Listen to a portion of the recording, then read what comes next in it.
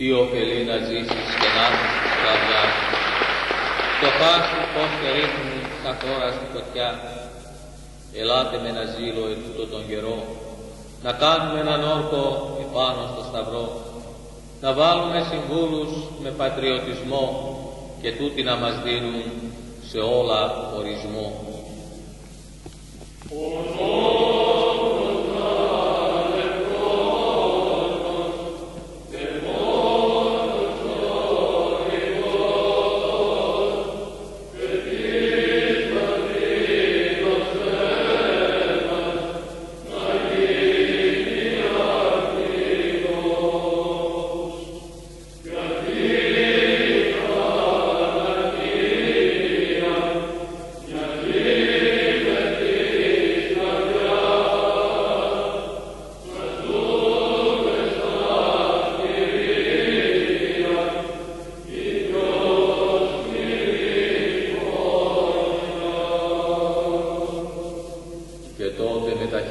Ψηλά στον ουρανό, να πούμε απ' την καρδιά μας αυτά προς τον Θεό.